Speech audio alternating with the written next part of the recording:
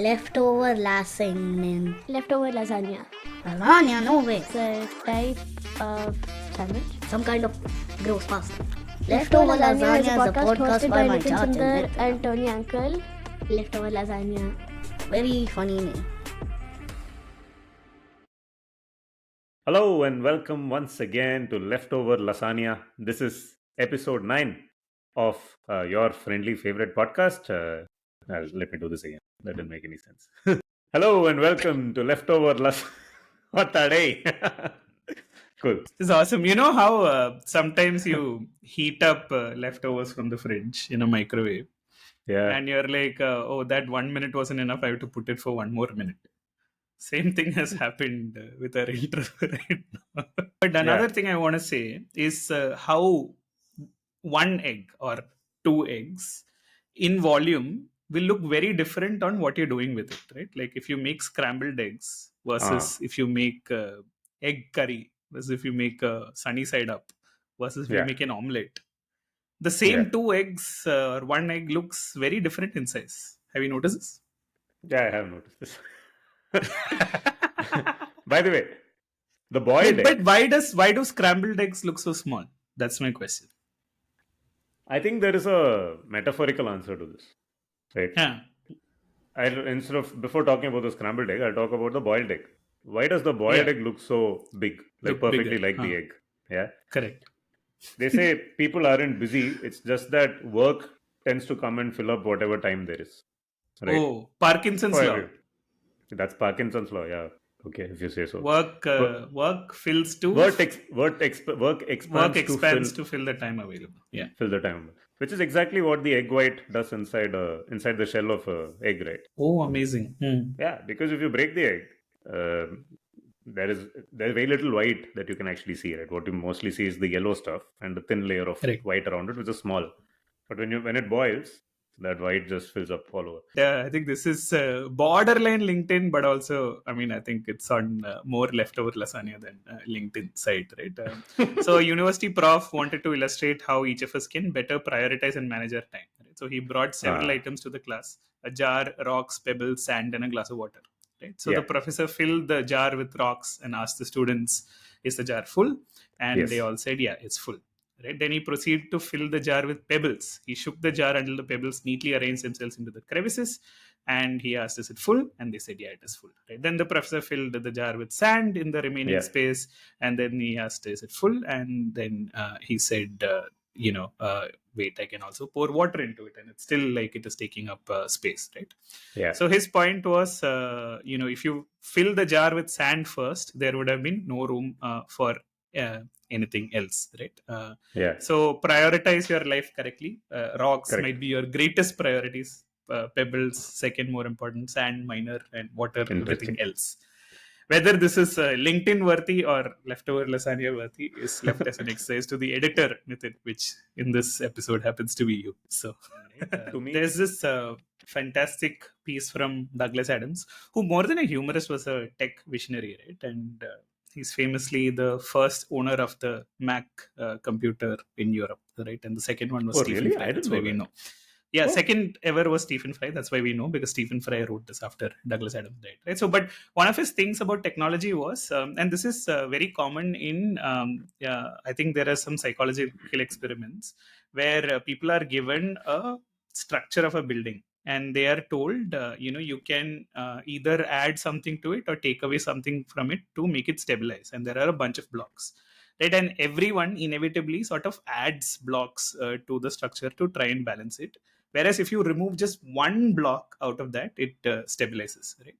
Mm-hmm. But no one gets the idea that you can just remove it instead of adding to it, right? And basically, even if economists / psychologists say now to get each block, you have to pay 10 cents or whatever that is, people still continue adding and not taking it out. Right? So Douglas Adams' entirely different thing was to say how some of the greatest innovations actually happen when you take things out, right? So Sony's Walkman is an innovation basically where you've taken out the entire concept of the speaker and all of that jazz, which was the previous way of listening to music, and that is why it is a great innovation, right? And he also speaks about Handycam or one of those things where you said, can you do away with Zoom altogether, right? We don't need Zoom as a feature for cameras.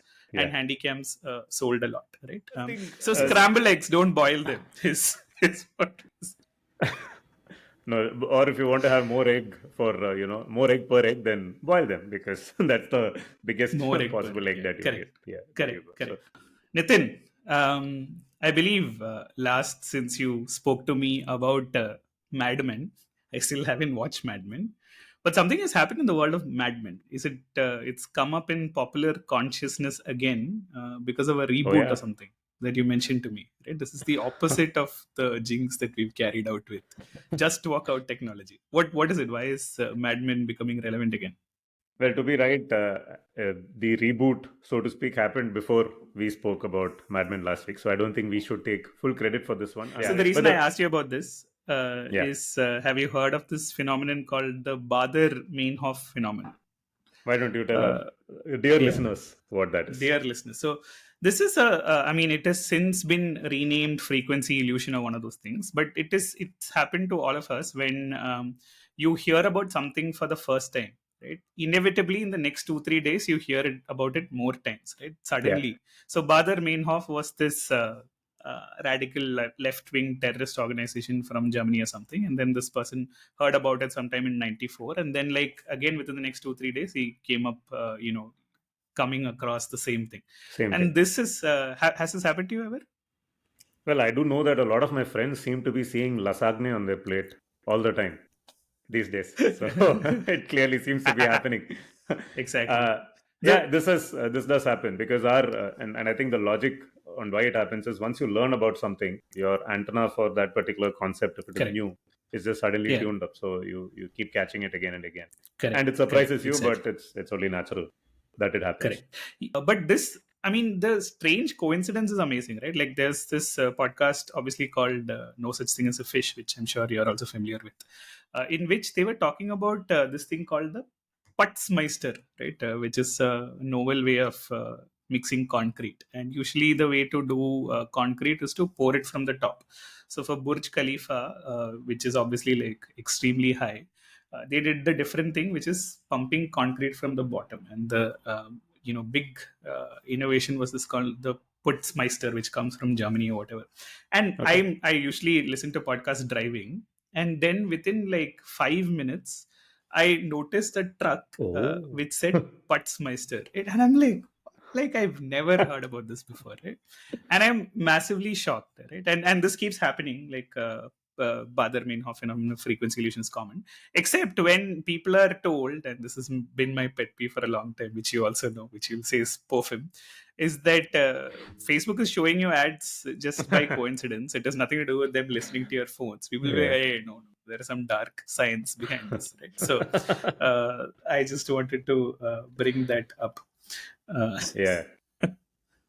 Cool. Putzmeister. Yeah. There's the story. Layers of lasagna flowing from the top or from the bottom. Concrete examples of, So Nitin, we've been told that we've started agreeing with each other too much. Right?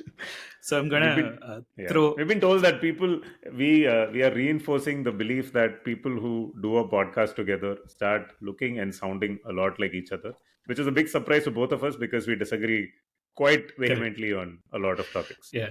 So we are not going with reinforced concrete. We are trying to break the ground, right? And I'm putting to you this thing that you mentioned the other day, which I completely disagree with, is that you don't like pre-prepared, choreographed celebrations on the sports field. Why? Yeah.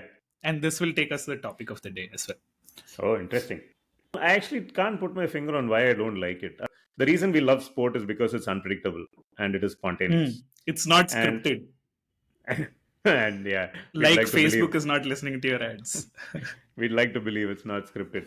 And I feel these pre-choreographed celebrations tend to take away from the spontaneity of the most appreciable spontaneous moments of the sport, which is literally the highlights reels when a goal is scored, when a wicket is taken, when the biggest play of the day happens. That really is the moment when that spontaneity has come through, and you end up seeing something that was pre-planned, and I don't know, it just frustrates me. What about sports commentary though? whether it is Peter Drury or Harsha Bogle, of course there is room for spontaneity, but they have their sort of homework and some lines pre-prepared, right? Unlike us on this podcast where everything is ad lib.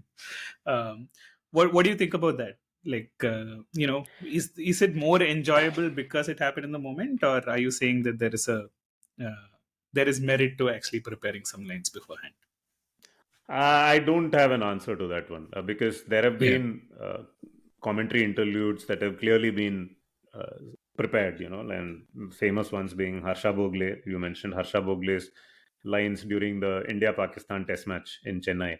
At the end of the test match, I'm sure not everything he said was spontaneous on that day. He must have had a Right. few minutes to prepare. Similarly, when Sachin Tendulkar retired, definitely, the stuff he said on that day was not on the spur.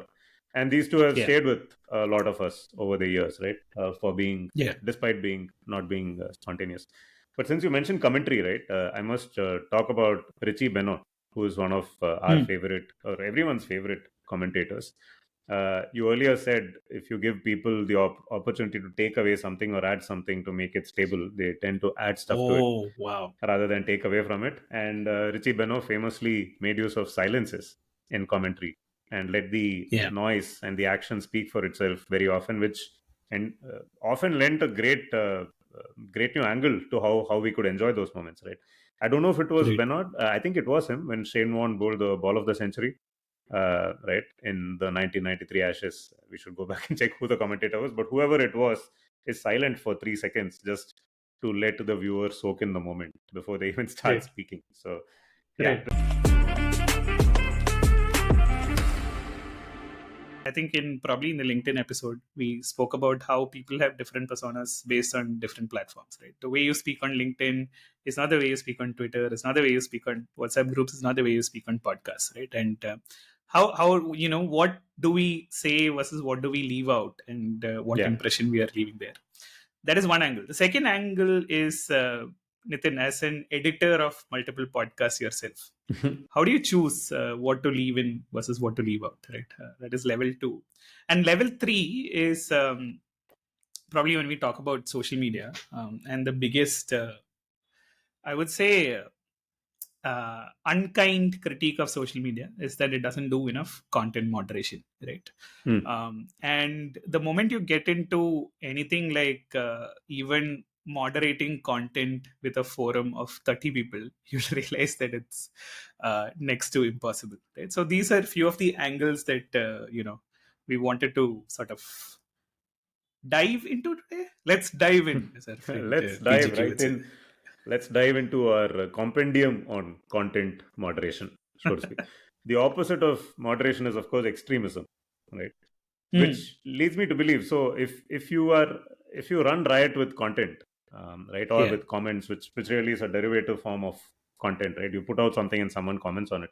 So, moderating is the act of actually getting rid of the extremes, getting rid of the fringe opinions. Is it like how do you, or is it the idea of trying to keep a place clean, trying to keep it, maintain the sanctity of a certain forum so that it's clean? How do you perceive it?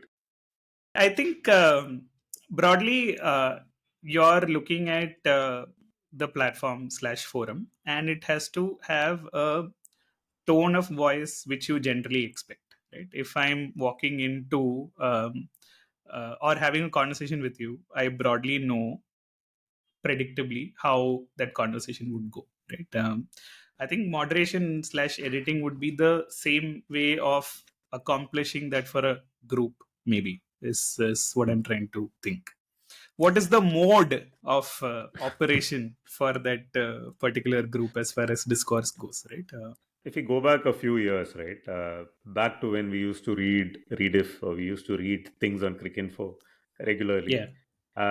These are some of the websites, at least in India, that we were exposed to that used to have thriving comment sections, right? And by thriving, what I mean is you roughly need to read the top 3 or 4 comments before which it's become an India-Pakistan war. It doesn't matter what the subject matter is. It might be about movies. It might be about South Africa playing Australia in cricket, for instance, but it would descend into India versus Pakistan. Roughly 3 or 4 comments in, right? And you had so many episodes of the podcast without mentioning Godwin's law.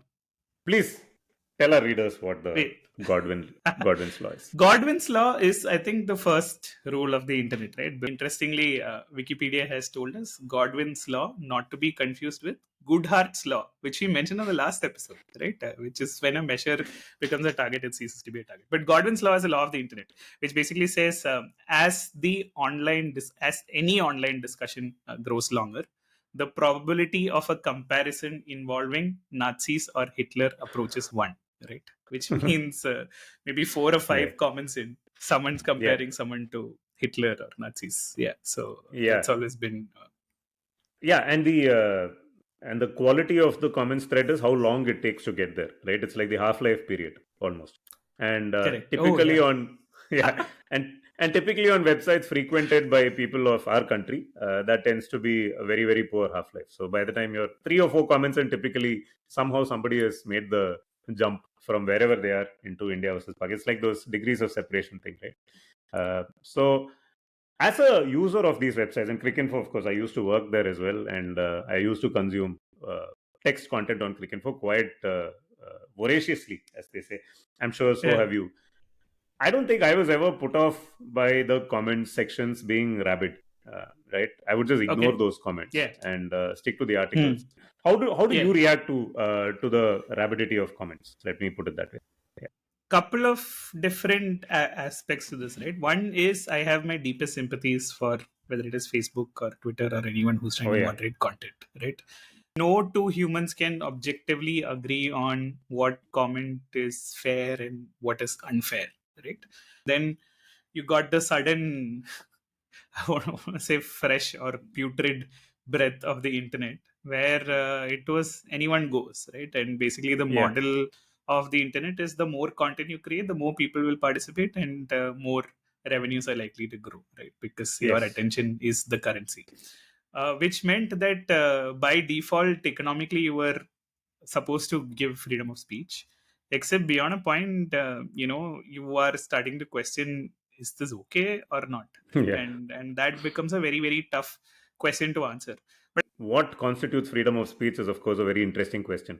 It is not the right to say whatever you want, right? It is because the freedom of speech comes with its own sort of checks and balances in place. So you cannot, for instance, hate speech doesn't come under the ambit of freedom of speech. So that said, who decides what incites violence in whom, right? And what is the critical mass over there? Which goes back to the question you asked. And my sympathies too to people who have been tasked with the job of moderating comments, right? And there has been quite a bit of literature on this, especially Facebook, I think, used to work with companies like CTS, where they used to outsource the whole comments moderation piece. And there have been articles of people running into psychological trouble because of the job, not just because of the difficulty of the job in terms of applying judgment or the sheer volume of comments that they would have to moderate. This is also people who had to comment images or who had to moderate images, videos, right, which get uploaded, videos and images. And they need to consume all that content, some of the most vile, disturbing content out there. The worst of the worst, and with a clock ticking and having to then apply judgment to it, etc. So absolutely, right? So dealing with this toxic stockpile is definitely amongst the toughest jobs out there on the internet, like the kind of psychological trouble that these people ran into extra. Added to that, there is obviously pressure from various governments, different lobbies, etc., saying, take down this content or so on and so forth. We are in the midst of an election season in India, and you can see the kind of wild, hateful stuff actually being put out by political parties, which no one's been able to take down in that sense, right? So it's like at some senses in loggerheads. I don't think we'll get anywhere with that. The only way that companies have found is either outsource this to outside your work culture, give it to some consultants located in low paid countries and outsource your pain. And Facebook also did another thing where they created a content Supreme Court, which said certain piece of content will be commented on by these group of experts again, so that Zuck can focus on ultimate fighting or improving his beard volume or one of those things, right? Which is successfully managed to do.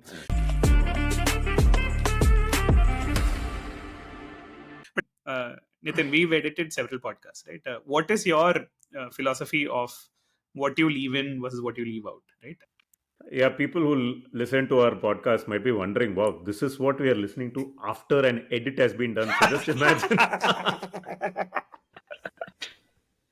Just imagine what it must look like before it was edited. I think the dominant thought is always to put yourself in the shoes of the listener, right, or in the earphones of the listener, so to speak. Yeah. The thing with the podcast is this is the first order comment, right? It's not derivative content. Like a comment on an article, for instance, or a reaction video to content that you put out is derivative content, which comes out after the main content has come out. What we put out is really where the conversation starts, right? And so we sort of are beholden to our listeners to give them something that they will enjoy and learn something from. So the aim is really to try and keep it as cogent citation needed. So the aim really is to try and keep it cogent and cut out the stuff that doesn't tie in too well with the dominant train of thought, like maybe this entire section. So the reason I said that is that we don't have too many qualms in cutting out. Obviously, we run another podcast called Bits and Pieces, Friendliest Cricket Podcast, which is featured over, I think, 50, 60 different people, right? And we, like, by now we don't have any qualms in editing out whoever it is who's speaking, right? And we are fairly, in our mind at least, objective about the quality of output, and that is why we do what we do, right? But Nitin, this is where I was building up to, was what there is one thing that we've tried it and failed really badly, right? Which is that when we started out Bits and Pieces, one of the things that we thought would be a good thing to do is to have more women on our podcast, right? More women speaking about cricket, right?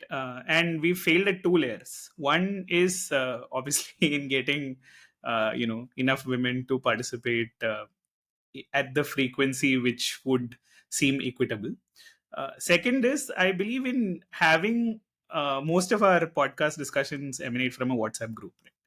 Right? Creating an environment in the WhatsApp group which is not blokey in that sense, right? Not a space where guys just generally tend to hang out.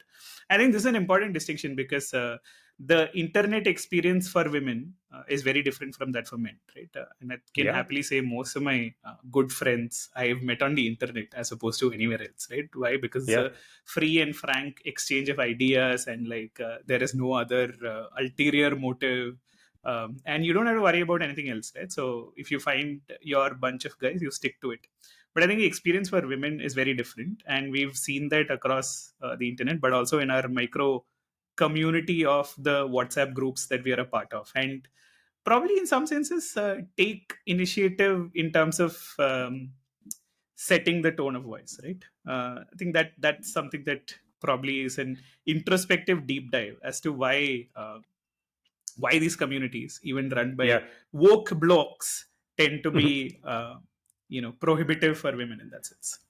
This is not an effort to other the problem. You're absolutely right?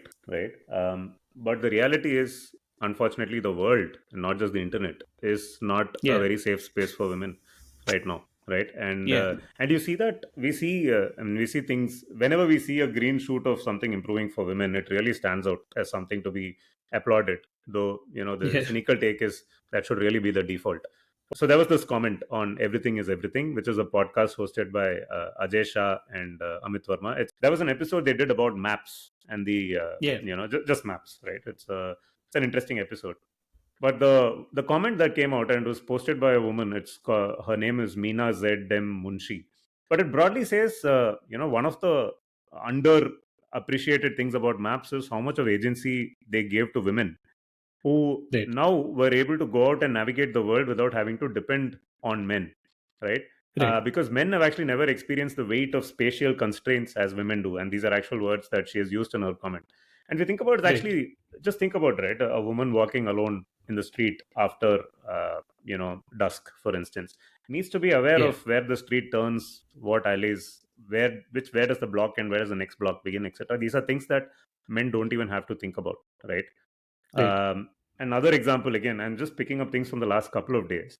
There was this article in the Indian Express about women in Karnataka where bus travel has been made free. And the headline of that article itself was kind of written provocatively and confrontationally. Let me try and find the Yeah. headline. Women are traveling like there is no Yeah. tomorrow or something, right? Women are traveling like they are possessed was the Yeah. headline. Where It's are they actually a going? direct. Yeah. Where are they going? This was Yeah. actually a quote from the article which made it to the Yeah. headline.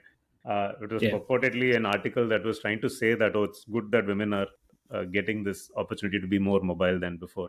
By the way, the article recalls or the article involves conversations with women who say how unshackled they feel, that they don't have to depend on their husbands or their brothers or their sons to take them, Yeah. wherever, to go to the fair, to go to the temple, to spend time, to do shopping, etc. And we are talking about the poorest, women from the lowest strata of the society here, who feel so much liberated by something as small Yeah. as this, right? So, I Yeah. mean, long-winded point. What I was trying to say is, unfortunately, the world around us is designed by men, Yeah. and it has been designed for men, and No, I women, think that's a unfortunately, cop are, out, yeah. no? I don't intend this as a cop out. It's unfortunately the reality, and it's a reality of the WhatsApp group from which our podcast Correct. emerged as well. The other podcast Yeah. emerged as well, right? Yeah, but we all are complicit in sharing a lot of content there, which would make the average woman a little uncomfortable, right? And Yeah. these are not Not even not people just who, by the way, sharing, know right? each. It's a choice of words or jokes in itself, right? So Yeah, when I was talking about what you do as an editor, right, I was just thinking back to both the times that I've spent editing podcasts, but also we ran this thing called the Third Slip for 200 editions with Chuck, right? Me and Chuck used to. It was a written newsletter, right? It basically just covered the news of the week, and the way it would work was, Chuck is more organized and he would do the heavy lifting in the first 5 days, and then I sort of arrange it, do an editorial lens and all of that. And in my view, there are a couple of things that always stood out, right? One is, I'm not going to give a platform to anything that doesn't deserve airtime. I think probably someone like Kangana Ranaut would never have been mentioned on the newsletter, simply because we didn't think like this. In that sense, it is an editorial call, right? That these voices don't need any more amplification. yeah, They are only getting the limelight purely because they are provocative and stupid, right? And the same yeah, thing with anything that was pseudoscience or anything like that. And in that sense, there was a very clear sort of editorial call in our minds, right? And similarly, when you're choosing to speak on podcasts or edit yourself out on podcasts, you are also putting that lens out there to say, hey, someone else is listening to this. Do I really want this to be my voice going out, right? yeah, And the same applies to when you're on a WhatsApp group with office people, right? Or when you're on a friends group with women, right? As we tend to be. And it's not like the language is the same across the board, right? So in some senses, I don't have an answer to this. I'm just saying that the same person with the same sort of understanding of the world, uses very, very different words and connotations depending on the setting they're in. Right? It's strange, no, in that sense, that we can't arrive at a common language which appeals to people from even our sort of wavelengths in that sense. I think the answer probably is that more of us, men, start trying and understand what it is like to be in the shoes of women or in the earphones of women, like I mentioned before, right? And I'll go back to Yeah. that article. This is how it ends, the one on the buses, right? So there is this woman who's being interviewed, and she's saying, it's good to see so many women in buses. At least you feel safe, right? So typically women Yeah. don't feel safe in a bus because it's full of men, right? Correct. But yes, it's bad for men, she laughs, adding, maybe now it is time for them to enter the kitchen, Oh, right? nice. So Yeah. yeah, which I thought is a beautiful Yeah. subversion. See, here's the thing. You're a good-looking man, Nitin. But whenever you're in the internet, you don't have to worry about, the opinion you put Yes, forth absolutely. being Yeah, viewed through the lens of a good-looking person. Right? And I have this friend of mine who's at heart a nerd, right? But she looks conventionally beautiful. And I was asking her, like, and she was complaining about how, you can't have an yeah, intelligent conversation with anyone. And I'm like, yeah, why didn't you just make friends on the internet, right? Like, this is what I've done. Like, and her answer was no. Like, it's completely different. The experience of internet is completely different for women. yeah, yeah. Even a conventionally beautiful woman at that is much, much worse, right? And uh, even consider the fact that outside of men, why aren't there enough women's podcasts, right? Which is a really sort of surprising thing in that sense. Yeah, especially out of India, I'd imagine, unless they are already targeting and being listened to by women, right? Which again is restrictive. And I also have this theory, right, that there is this unspoken sisterhood amongst women, which sometimes I'm jealous of, right? Which men don't actually have that, right? It's Men find it much tougher. At least I find men like me. I speak for myself here. I find it very tough to make. Handsome men. I find it very tough to make new friends, right? Huh. And Oh. yeah, whereas with other guys typically, right? It's even tougher to make friends with women. But women in general, in average, I see find it easier to make friends with other women. They seem to already Yeah. have a shared context, a shared. I mean, there are certain challenges that women go through in life, which is common Yeah. for all of them. And I think there's this unspoken sisterhood, right, which comes to the fore. And you will see women organize amongst each other extremely well all the time, right? This is true. And I can talk about.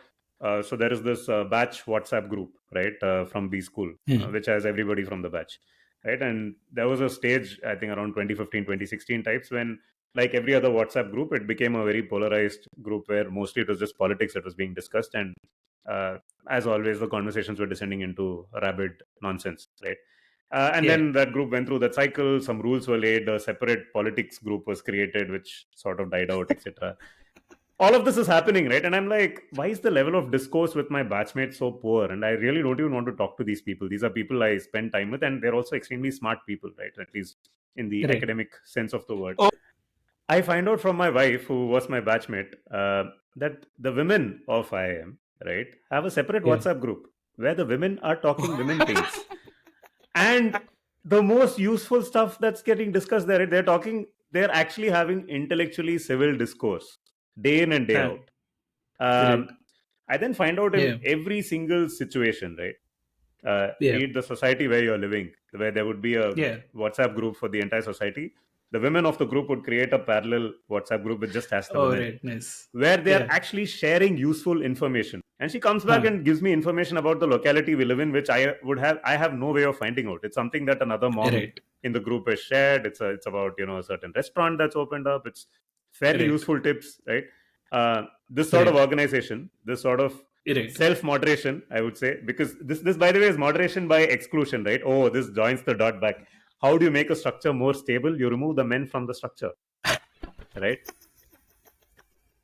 Which is exactly what the women are doing, right? And they're creating extremely stable structures for themselves. You leave women to themselves, right? Without men, the world would be a far better place. You just think about it, right? The biggest warmongers are men. The most corrupt people in the world are men. The worst people in the world are men. I think I know it's a generalization, but I'm sure you're not going to oppose this in any way. Sure, there are exceptions and everything, but if you just take out all the men out, obviously, you just leave women to run this world, it would be a far better place. This is true, and it's amazing. Of course, eventually power structures would emerge there. You would have, the lunatic fringe show up over there and, take control. But at least for the next 100, 150 years, the world would be a better place if you just got rid of men. This unequivocally true. But there was this comic, right, which basically said, provocative comic, which said, we should get rid of all the Muslims. Most terrorists are Muslims, right? And there's a girl in the comic saying that's so stupid, and the guy's like, what do you mean? It's like, we should get rid of all the men because all terrorists are always men. And he's like, that makes no sense at all. And she's like, exactly, right? No, but except that it makes sense. Yeah, probably. But yeah, no, I get your point. Yeah, sure, it doesn't make sense. I think the only country which had representatives in parliament more women than men, the first one to achieve it was Rwanda. Why? Because most of the men were killed fighting each other, right? So wow. Rwanda, and they killed each other. Okay. Yeah, there was a genocide in Rwanda, basically, right? Death toll between 800,000 and 1 million. And suspected perpetrators also fled the country. After the genocide, basically, population of 5.5 to 6 million was 60 to 70% female.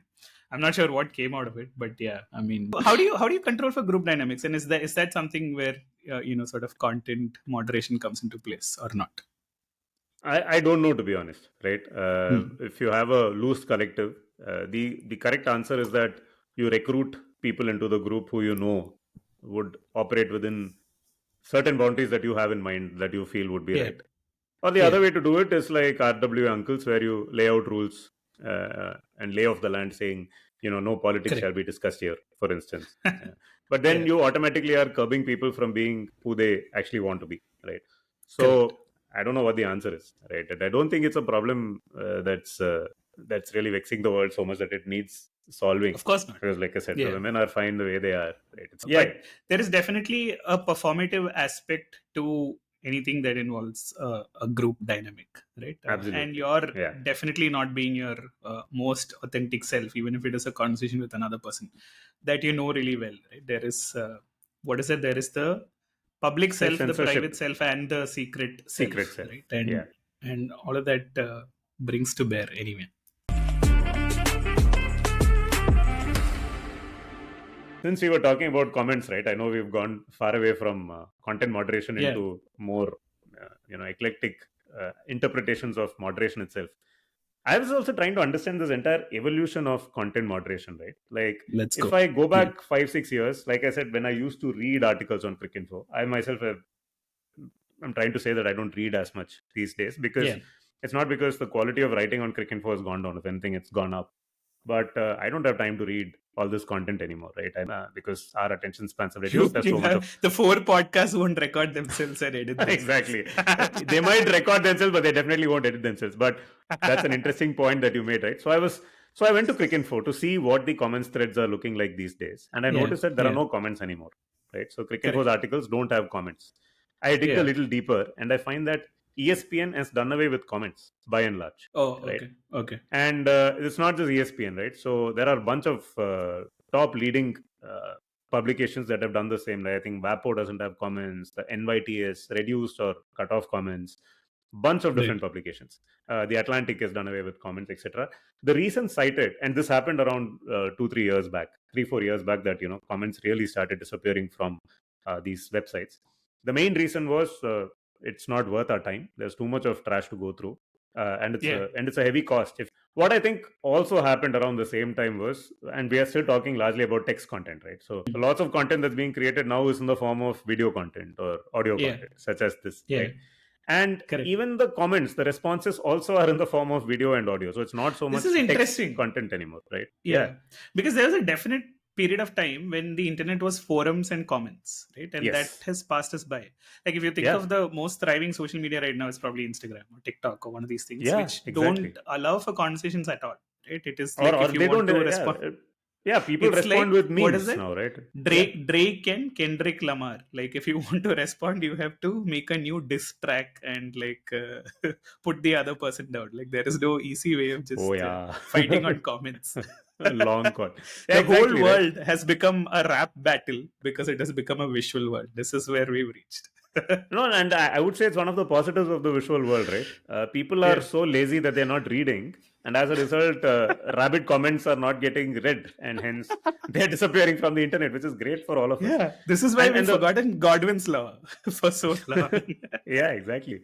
Now, if I need to come up with a comment, I need to come up with a nasty takedown, for instance, I need to create a video of my own. And we can see the place where text comments still thrive is obviously Twitter. And Twitter is dying. Right? We all know it, right? And there you go.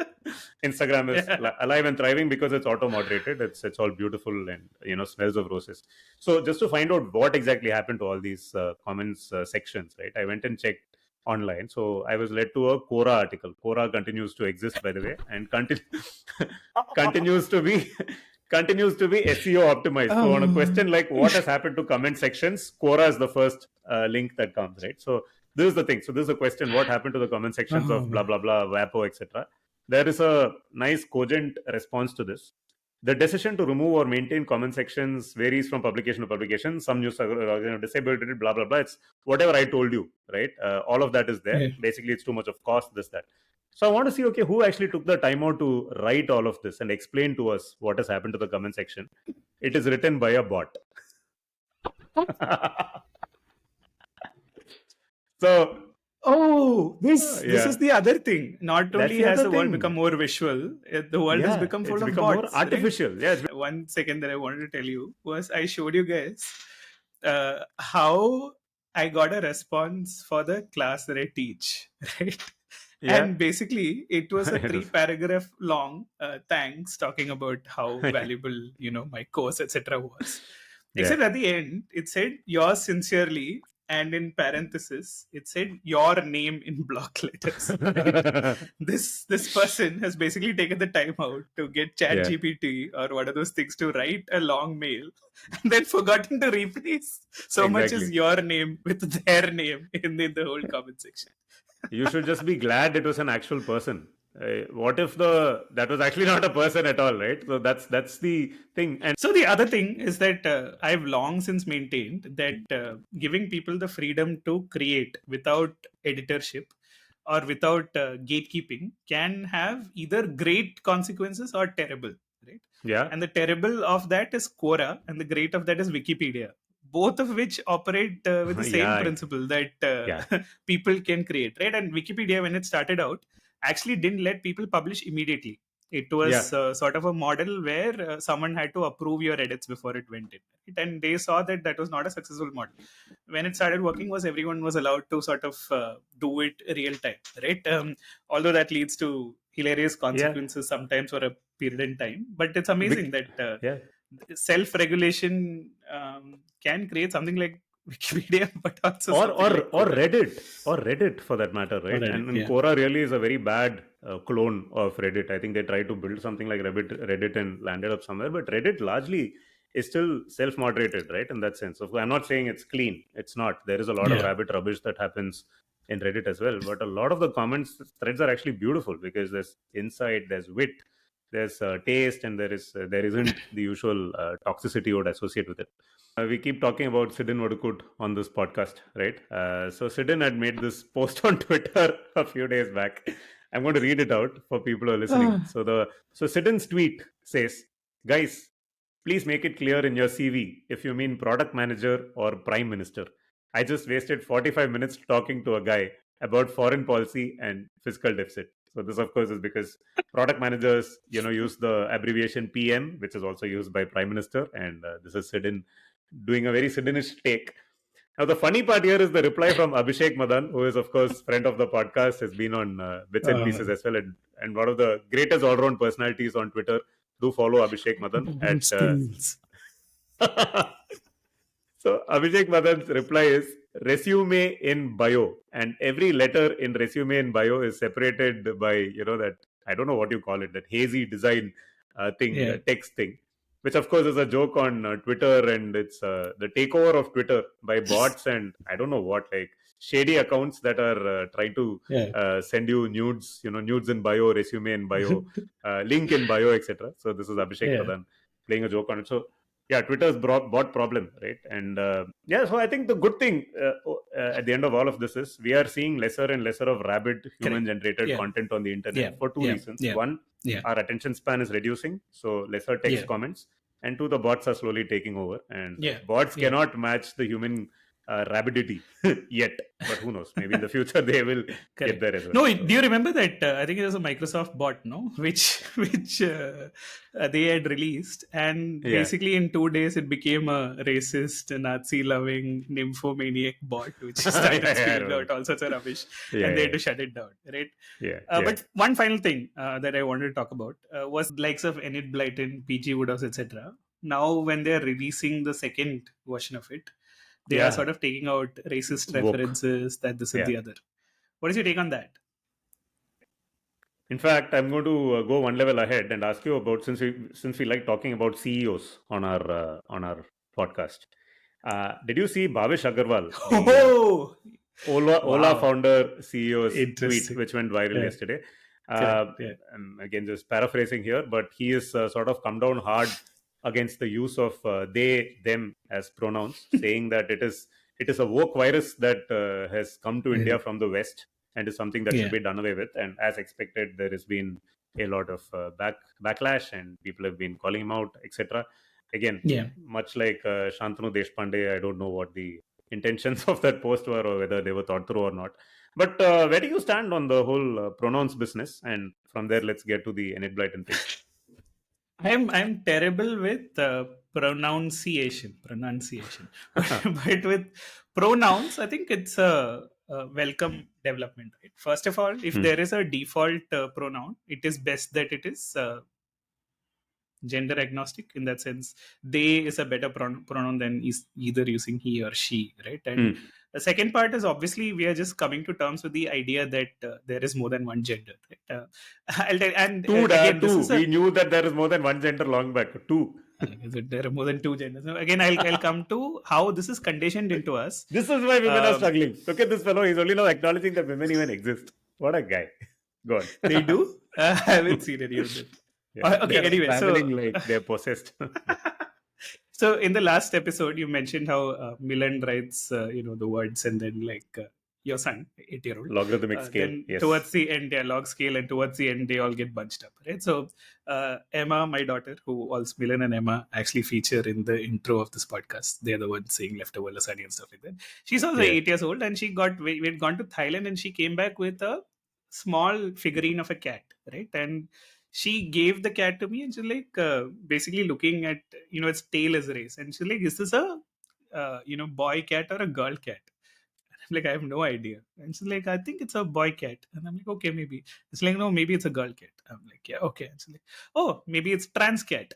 And I'm like, and she just walked off very coolly, right? And I'm like, oh yeah, I mean, the kids are okay as long as you don't condition shit into them, right? And I think it's important to acknowledge that for the longest period of time, we have marginalized people based on the idea of what is natural and what is normal, right? Even if you have sexual fetishes, they are graded by the condition of what is natural and what is normal versus the real grading should be what is safe and what is consensual, right? That is all that matters, right? If two people want to engage in something in the whatever privacy of their bedroom, which they both enjoy, then there should be no question of what is natural and normal, right? But the problem with language and how we've categorized things is that there is a strong sense of natural and normal. And I think the other thing that happened this week is Elon Musk telling J.K. Rowling, I understand your take on transphobia and all, but can you focus on talking about other things on Twitter as well, right?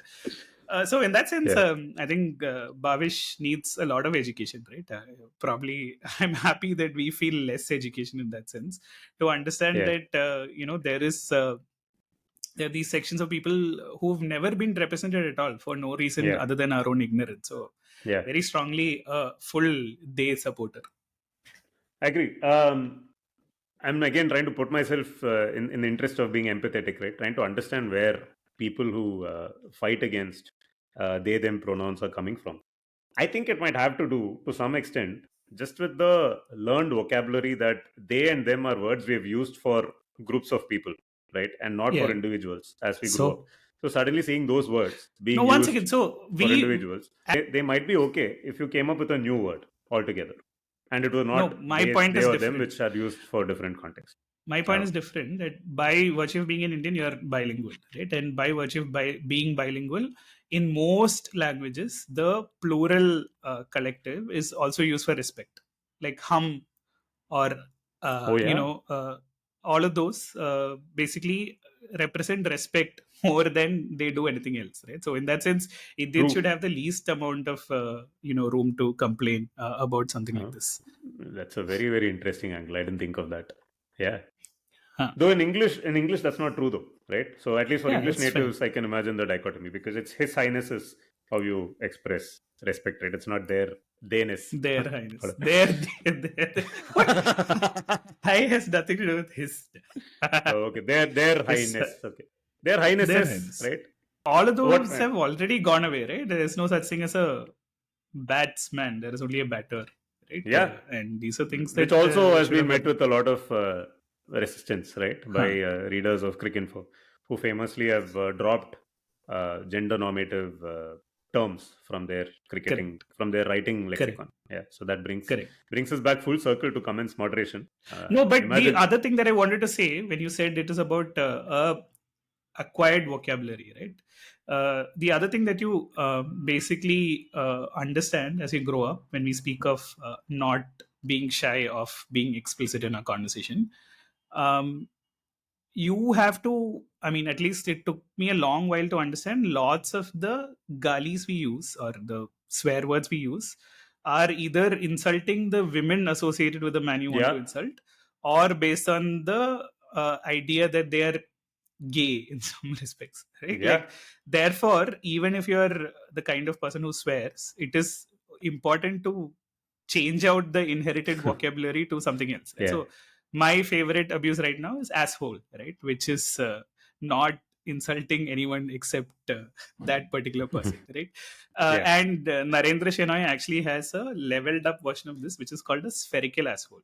So this comes from isometric projection, wherein if you look at a cylinder from the top, it looks like a circle. But if you look at a cylinder from front on, it looks like a rectangle.